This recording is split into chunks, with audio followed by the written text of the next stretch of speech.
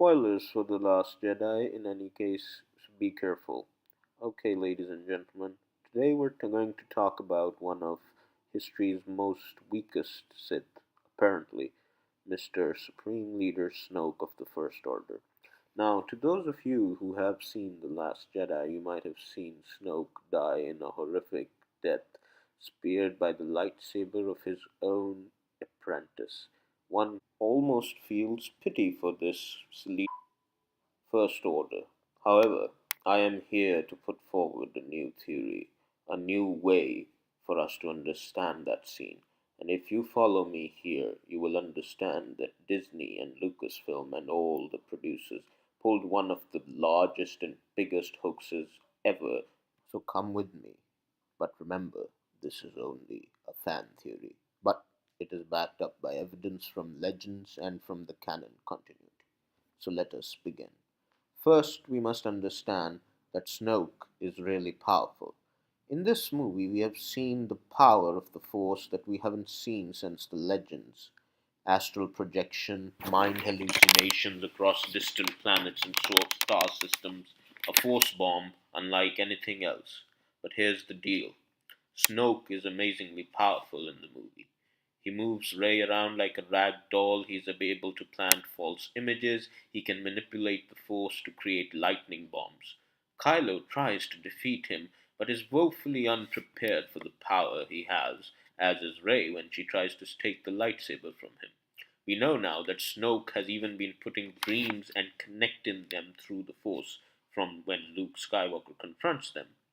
The ultimate betrayal could have been a test for Kylo, seeing if he could truly betray his master, and had he fully committed to the dark side of the Force. And it is the way of the Sith to have these sort of tests, even though they are not Sith, they are First Order, but they wear the trappings of the Sith. The second problem I have is that Kylo is just not strong enough to be a good villain against Rey. We have seen in The Force Awakens and in The Last Jedi that Kylo is limited in power.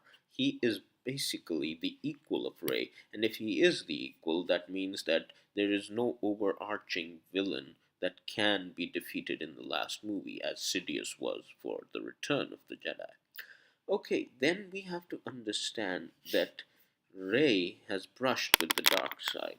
Now, Kylo can corrupt Rey, but to truly control him, she needs someone in the dark side, someone who knew how to manipulate people, and that person is Snoke. And you have to understand, and this is coming up to my third point, we have to question how did Snoke survive? You can say, well, that use the dark side, but that doesn't explain or justify or tell you anything. So here I will take you to some of the Legends continuity. Darth Sidious didn't die when he went down that ventilator shaft. He survived. How, you may ask? Well, this is a technique that was known to the Sith as essence transfer. It's not seen in the actual canon community, but in the legends and in the Book of the Sith and in other sources you will find things written about it. Now, essence transfer used the Force spirit, kind of like Obi-Wan and Yoda, but the dark side of the Force allowed them to enter host bodies. And Sidious's ultimate plan was to get a body that was strong enough to hold his spirit, and that's how he made the Dark Empire and everything else that follows in the Dark Horse comics. And how powerful he was in those comics can be seen by the fact that Luke Skywalker, despite all his training, despite being the most powerful Jedi alive, could barely beat him. Now, Snoke, his body is horrible. His body has decayed to the point that he needs gold slippers, and this is in the Star Wars Visual Dictionary, this is canon, to order to feel comfortable. And this is a major problem. If your main evil character needs gold slippers to feel comfortable, he's going to need some sort of body, a strong body. The scars on his face and everything else limit his capabilities.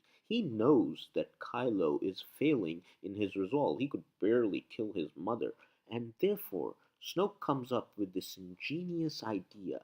Let Kylo kill me, he says, that he turns his lightsaber on his true enemy. Now, we take it to mean he's turning his lightsaber on Snoke, But what if, and imagine this, what if the real enemy is all the good Kylo feels, all the conflict? By ending him, he has liberated the spirit of Snoke to take the host bodies. I'm not saying that it's possible. It's possible Kylo killed Snoke and he's now the supreme leader. But what if that same power is something that Snoke has? You have to understand, in all the canonical novels, the only thing we know about Snoke is that he was someone that was sending out signals and powers in the Force that only Sidious could hear.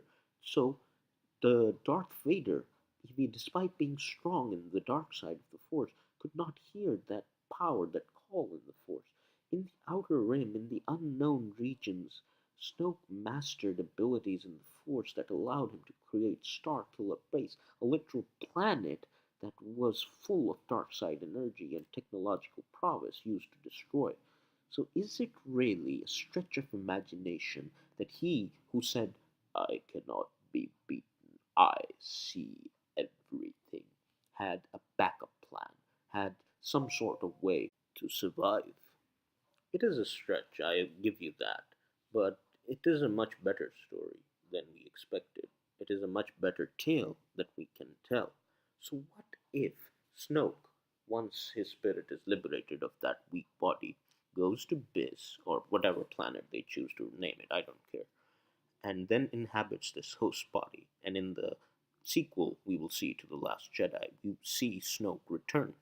Or, and this is an even more interesting concept, what if Snoke takes Kylo's body? Kind of like how at the end of the Dark Horse comics, the spirit of Sidious tries to take the body of Leia's child. What if Snoke does the same? What if he takes over the body, and the greatest twist we have at the end of the sequel is that Kylo has to struggle against Snoke again, but this time both spirits must be at war with one another. Of course, this is all speculation, and everything is purely up to J.J. Abrams and the rest of the Star Wars team. So, ladies and gentlemen, what do you think about my Snoke theory? Please comment below. This is the first of several Star Wars fan theories I will do. Please read my article as well, in which I explain this concept in detail. Subscribe, and thank you for your time. And as always, may the Force be with you, especially the dark side of the Force.